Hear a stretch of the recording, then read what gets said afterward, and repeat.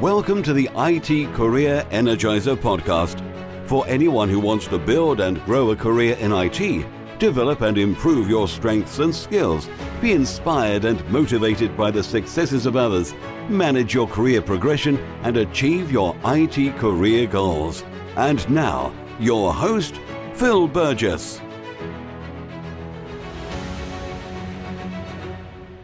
Welcome to episode 41 of the IT Career Energizer, a podcast where I chat with inspiring IT professionals, consultants and experts from around the world.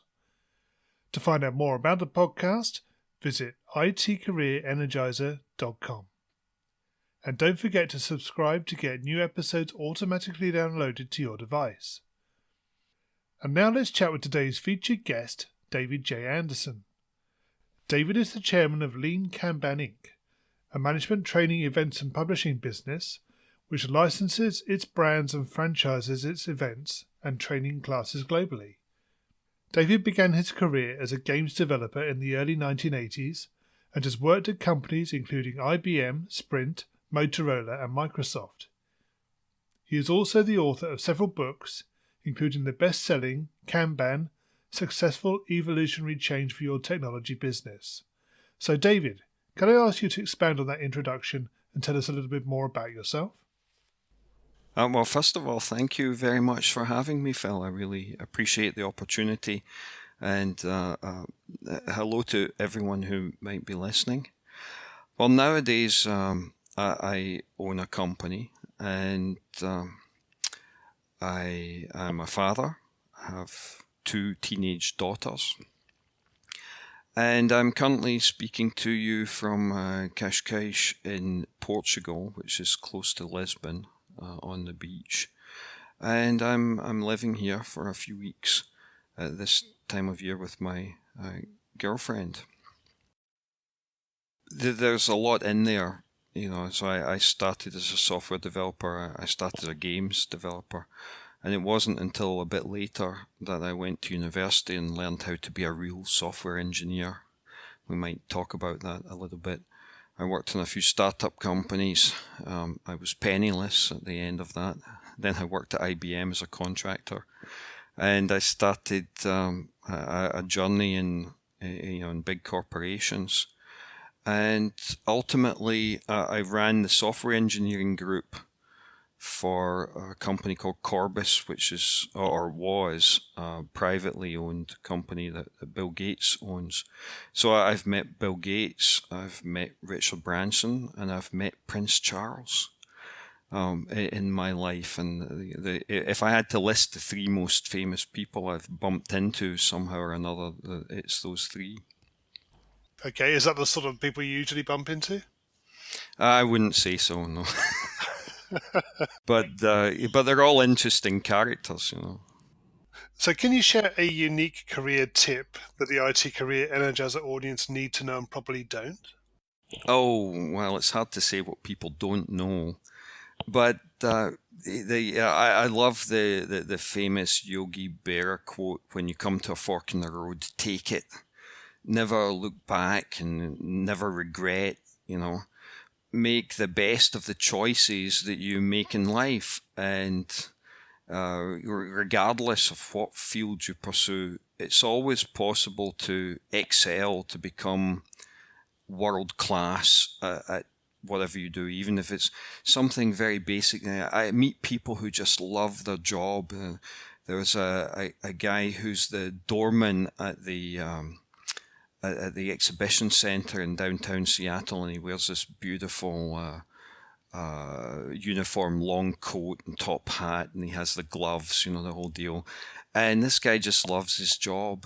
You know, it's inspiring to see him, the way that he greets people and holds the door open for them and so on. So even in incredibly mundane jobs, people can be world class. They can be exceptional. So don't regret, right?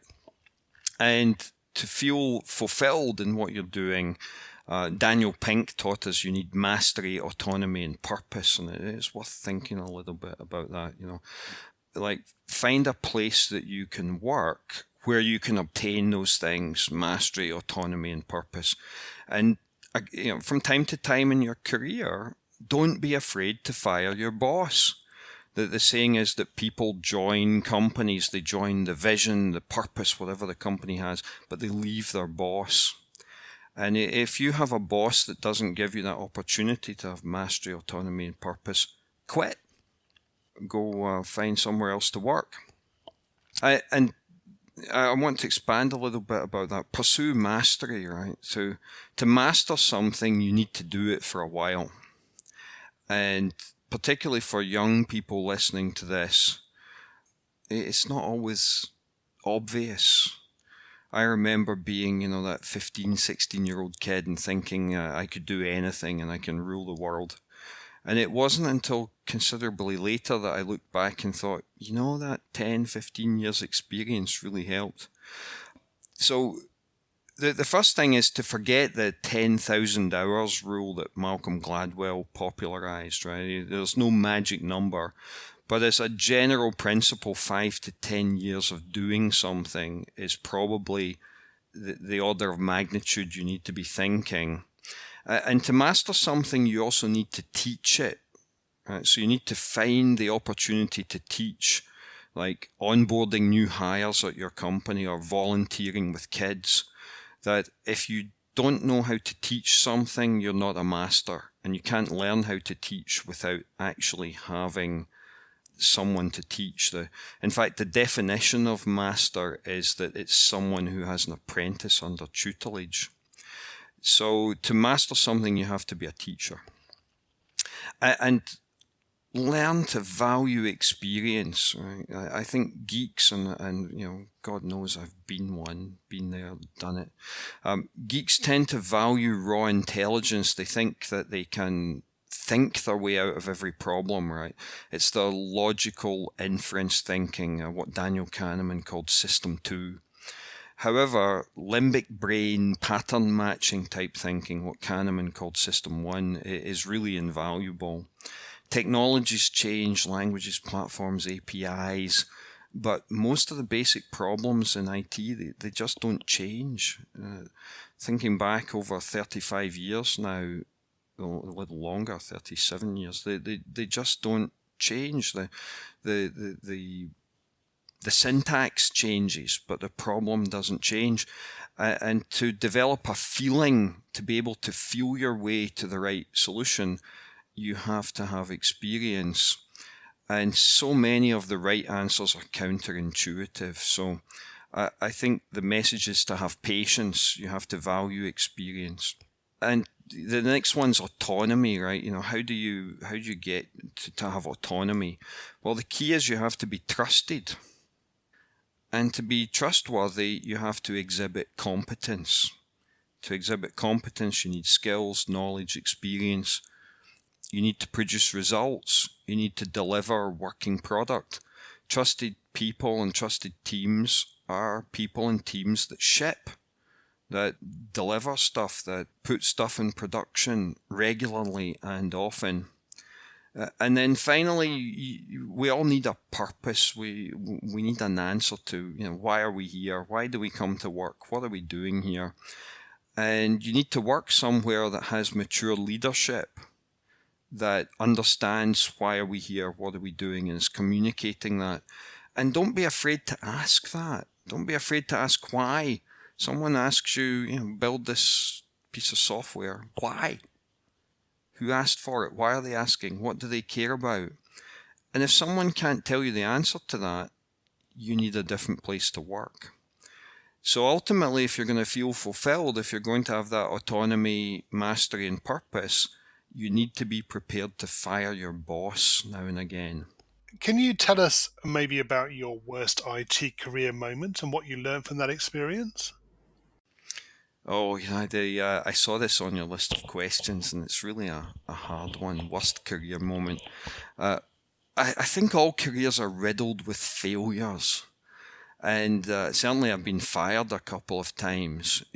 Politics happen in big companies. And from time to time, you may find yourself in that position. You might find that you get fired And it could be that you didn't really do anything wrong, that you did the right thing for the customer or some other stakeholder, or just because you acted in a professional and ethically correct manner.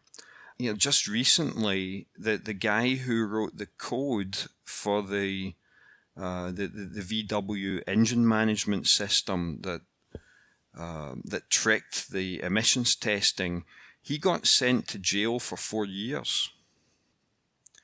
So imagine that he had pushed back and he'd said, you know what, this is unethical. You're asking me to do something unethical. Well, quite possibly he would have been fired.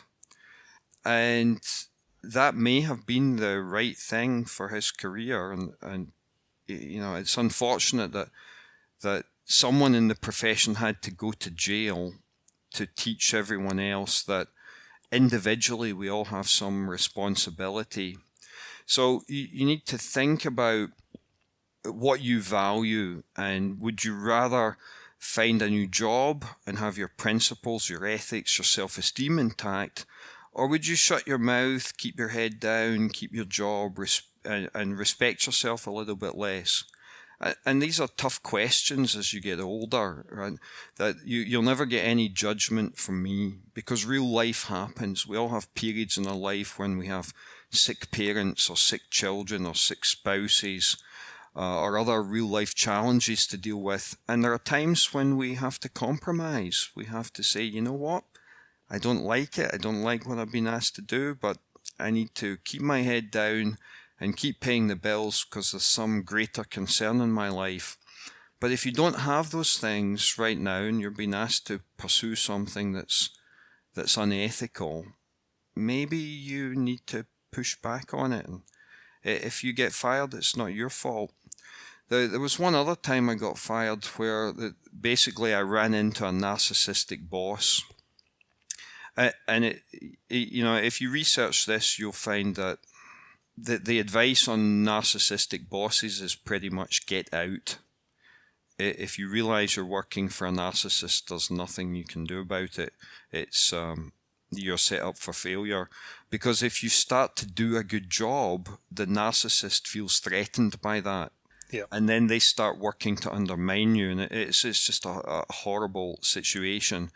And it becomes a question of, do you quit first before the narcissist fires you?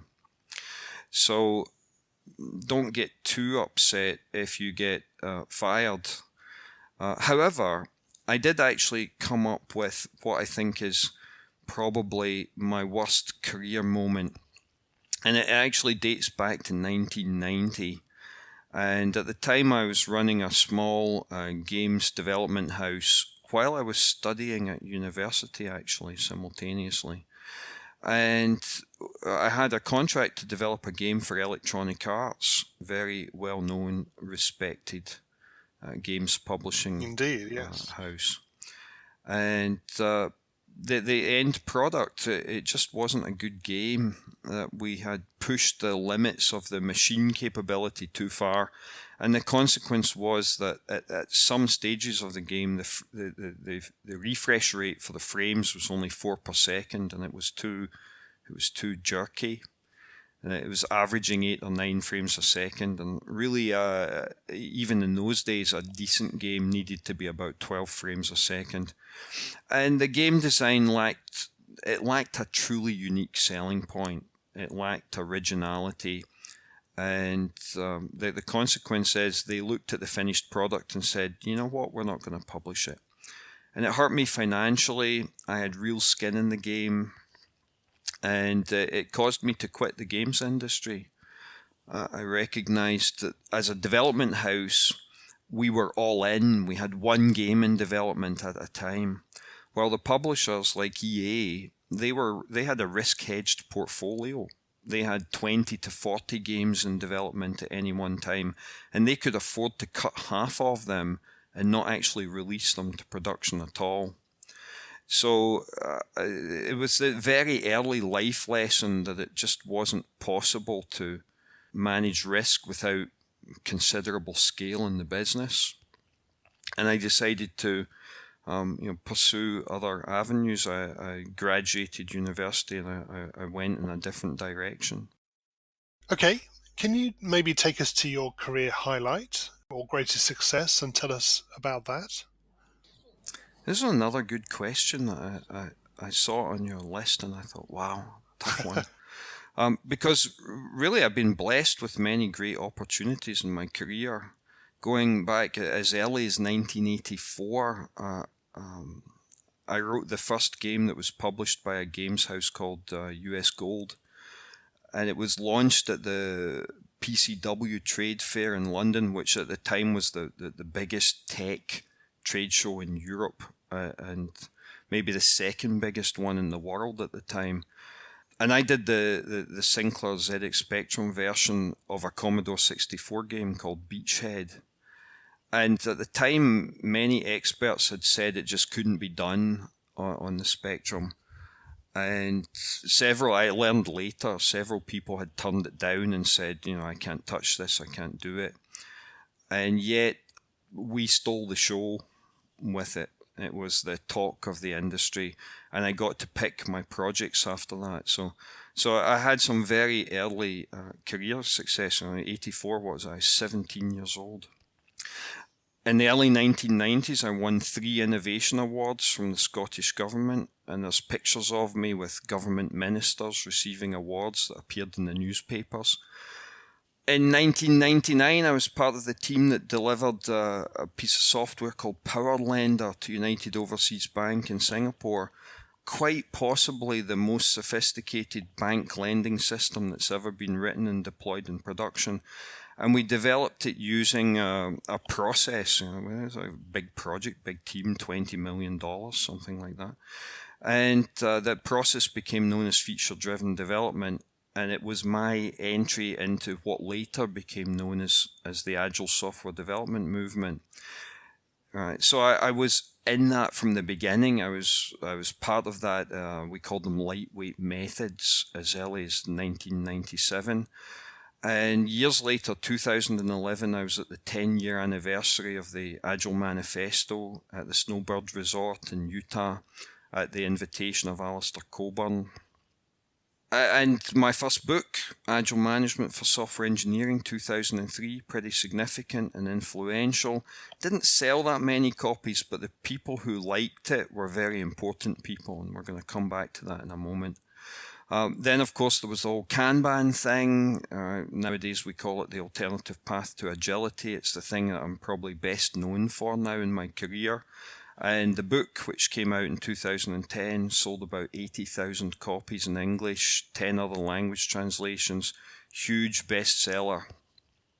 And then this year, I got an award. An academic paper I co-authored in 2007 was given a most influential paper 10-year retrospective award at the ICSSP conference in Paris. That's an academic conference. And the people in the audience listening to my, if you like, acceptance speech were some of the good and great in academic software engineering from around the world. And it was really quite stunning. But all of that doesn't answer your question, right? IT career highlight. I think the highlight for me is 2 lectures that I've given.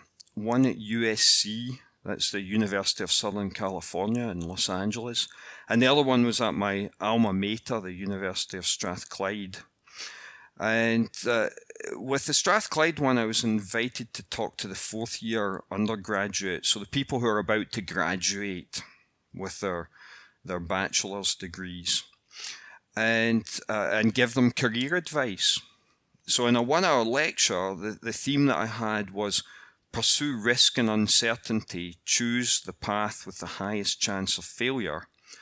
And the second piece of advice was develop a diverse social network, nurture social connections from many spheres and walks of life. Don't just assume that you can solve everything you need to do in your life with your geek friends who went to university with you.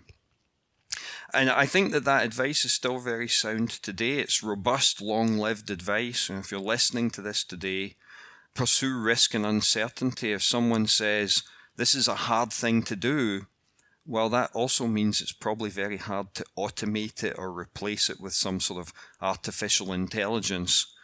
So that's probably a good place to put your career.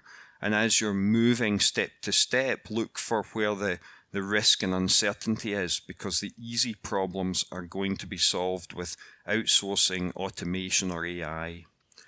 And in order to be able to solve those high risk, high uncertainty things you might be pursuing, you need to know people who know stuff you don't know. So a really diverse social network makes a huge difference.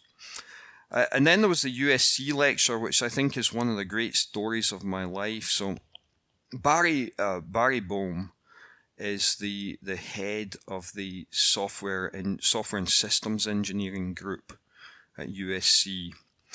And he was a fan of my first book. The publisher sent him a free copy, and he happened to look at it and ended up reading it. And that caused him to email me one day. I came into my office at Motorola, and there's an email from Barry Boehm, and I didn't know him at the time. And he said, "Hey, I want you to come and join my research review at USC." And I did that in 2004 and 2009, and I've become friends with Barry. So one time I was in LA, and for another business reason, and I arranged to have some lunch with him at the campus on USC. So I go to Barry's office before the lunch, and he shows me a copy of his new book, Software Engineering, Barry W. Boehm's Lifetime Contributions to Software Development, Management and Research. How is that? Right? That's 10 years ago now, and Barry is still full of energy, still at conferences, he's still making a difference in our industry. And it's now 10 years since the publisher published his lifetime contribution, almanac. Anyway, so we go off to lunch, and we're chatting, and halfway through lunch he says, "I have a lecture for my MSc students at 2. Would you want to give it for me?" So we finish lunch and we walk over to the lecture hall, and it's full of like 150 students all sitting in this amphitheater. And Barry walks down to the front and he says, this was the topic for today's lecture, and he puts up a PowerPoint slide with a URL on it, and he said, "You can download the lecture notes from this location, and meanwhile we're going to have a guest lecture from David Anderson." So I went to the front and I talked for an hour on lean software development and some related management ideas. And I don't think I can top that as a career highlight, to be invited on the spur of the moment by Barry Boehm to lecture his MSc students. That must have been an interesting experience. It was intimidating. Yes. The fact I could do it off the cuff was fine. But I walked in, I don't know how old I was at the time, maybe about 40. And I walked down to the front, and I turned and I looked at the audience, and they're all like 23 years old. Yeah. And it was packed full of these young kids. And they were so youthful, and they were so full of enthusiasm and energy. And I thought, I can't let these people down. I need to say something to them that's meaningful and useful. But I have to be incredibly grateful to Barry. It shows a tremendous respect, and it's really hard to put in words the value of that from a career perspective. A guy who started hacking computer games in the 80s and then went and did a serious degree in software engineering, and read about people like Barry in books, to get to the point where he trusted me with his paying. As a private university, they all have to pay master's degree students. Yep. We'll move on now. So what excites you about the future of the IT industry and careers in IT? Wow. You see, I think the most profound change in my career has been the recognition that IT work is a team sport, that it's a social activity, I think that's the core of the Agile movement, the recognition that sociology is important. That there had been recognition that psychology was important. Jerry Weinberg had called that out as early as 1971. So I think we understood that programmers are human, but now we understand that they're not individual humans, they're groups of humans. And sociology has become really important. And hence, what was true about leadership and organization of humans as early as Egyptian times is largely still true today. Technologies change, they come and go. People don't really change. The way they behave socially doesn't change very much. And sociology is the big thing, the human aspect to the profession. That's what excites me the most. Okay, we're going to move into the reveal round now. Are you ready for this? Sure, let's go for it. Okay, so what first attracted you to a career in IT? Oh, 1980. I think I was a young kid with some ambition, and I was hanging out with a few other young kids with ambition, and we were entrepreneurial. We were looking at, what can we do with our lives? What kind of business can we start? And we thought electronics might be interesting, but it was just at the point, it was the digital revolution was happening and personal computers were beginning to emerge. And in 1981, the Sinclair ZX81 computer appeared. And at that time I was 14 years old, and I and 3 of my friends, we all bought those computers and learned how to program them. And by Christmas 1981, we were selling software. We were running our own little software company while we were attending what Americans would call middle school. Yes, yeah. What is the best career advice you've ever received? Oh, so many of these questions are like, what's the one thing? Yes. And I had to think hard about this because there's really 2 things. But if I have to narrow it down to one, it's perseverance. That you just have to stick at it. If you believe in something, stick at it, keep doing it. If you want to learn to be good at something, persevere, keep trying, keep working on it. Don't let people put you off. And the close second on this one was to ask yourself, what are people afraid of?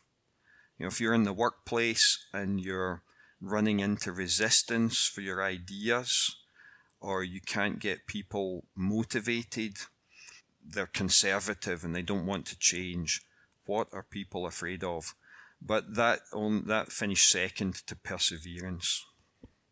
If you were to begin your IT career again right now, what would you do?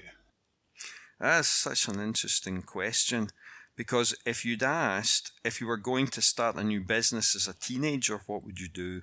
Then I think that I'd have a whole different answer to that. But from an IT career perspective, this answer is going to sound terribly boring and sort of, here's an old man trying to lecture, young people. But it's not so long ago that I was one of those people. So I actually think from an IT career perspective, acting with some humility, enlisting in a really good university, one that has a reputation for being good at computer science or software engineering or electronics or some related thing, or perhaps is exceptional in research and things like artificial intelligence or control systems or something. That stands for a lot. That all universities are not born equal in terms of the quality of the education that you're going to get. They're born equal in the sense that if you're applying for a visa to go live in a foreign country, then as long as it's a baccalaureate, nobody cares. But the quality of the education that you'll get will vary dramatically. And while doing that, learn the fundamentals. Go to a university that still finds the time to teach fundamentals. because people who understand the fundamentals, even just very basic Boolean algebra and binary type logic, they make really great coders. And really great coders write code without bugs, code that can be reused, code that can be maintained easily, and they're constantly learning their craft and improving. And a really good university will instill that discipline that you need to be a really great coder down the road. So I think value that. Fundamentals are robust from a career perspective, robust knowledge of a currently fashionable language or an API. That's fragile. The fundamentals are I know it's a boring answer. What career objectives are you focusing on right now? Well, the honest truth is I'm 50 years old now. And I'm at a period in my life where I'm trying to focus more on my health, my family, everything that I didn't pay enough attention to when I was younger. And health includes mental health. You work too hard, it drives you a bit crazy. So, but from a purely career perspective, right now, I'm focused on making a lot of my unpublished work accessible to a wide audience. So I'm writing again. And right now I have about 10 days of training class curriculum, which is unpublished material. If you come to the class, I teach it, other people teach it with me. You get the PowerPoint, you get the handouts, whatever. But it's not easily accessible any other way. So to put it in perspective, I have a new book coming out at the end of this month called Fit for Purpose: How Modern Businesses Find, Satisfy and Keep Customers. And that book is based on only 90 minutes of training class material. And it turned into a 90,000 word manuscript. Right. So I've got 4 or 5 books buried in the remaining unpublished class material, at least. So actually I'm writing. The next thing to come out will be the Kanban maturity model. And the Fit for Purpose book is the first of a trilogy of 3. We have 2 more planned, we being myself and Alexei Zegloff. And I'm working on that. That's next year. I'm taking some time to do a bit of bike riding, a bit of skiing, a bit of hiking in the mountains, and writing. And occasionally I give some speeches. Meanwhile, I've handed the leadership of my business over to Todd Little, who is the new CEO of Lean Kanban Incorporated. What's the number one non-technical skill that has helped you in your career so far? Communication, and specifically public speaking. When I was in what we British people call secondary school, for Americans that's middle or high school, I was in the debate society, and learning to, for example, argue a position that you don't personally hold or believe in, and having to argue that in front of often a hostile audience of kids from another school, that's an amazing personal development experience. So learning public speaking from a young age has been incredibly useful. And in general communication, developing skills as a writer, being articulate, knowing how to tell stories, knowing how to be motivational and at times persuasive has really been invaluable. That is the number one non-technical skill.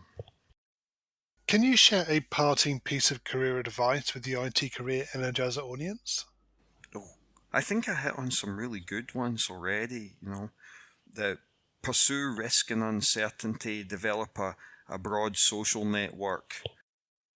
People ask me, well, how do I do that? And I tell them to watch a movie called Charlie Wilson's War. Charlie Wilson was a member of the House of Representatives from Texas, and he orchestrated the CIA's covert ops against the Soviet Union in Afghanistan. And what enabled him to do that was an incredibly diverse social network. And if you watch the movie, you'll understand. And finally, what's the best way we can find out more about you and potentially connect with you? All right, well, so just a final mention that I have a new book coming out at the end of this month, Fit for Purpose, How Modern Businesses Find, Satisfy and Keep Customers, co-authored with my friend Alexei Zegloff. Where the book launch will be in Paris on November the 28th.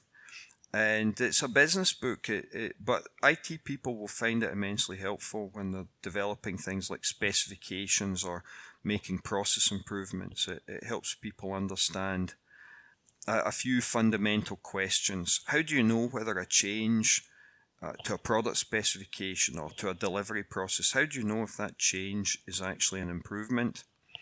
What purpose did your customer have when they came to you with a request for a product or a service that you deliver? And have you fulfilled that purpose? And are they satisfied? And the book answers those questions for you, hopefully in an enjoyable and very readable manner. And meanwhile, you can always find me on LinkedIn. My LinkedIn is Agile Management, so linkedin.com/n/Agile Management.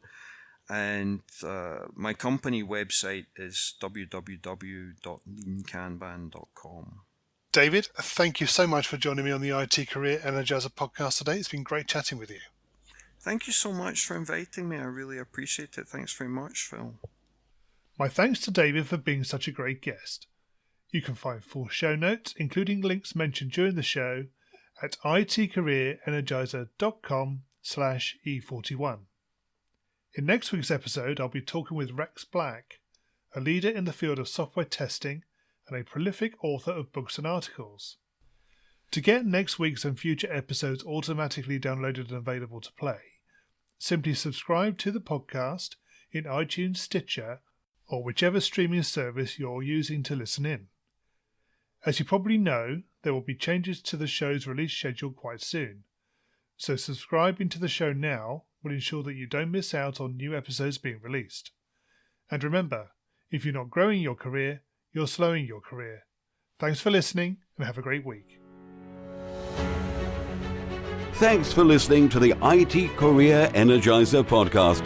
To find out more about building a successful career in IT, visit itcareerenergizer.com.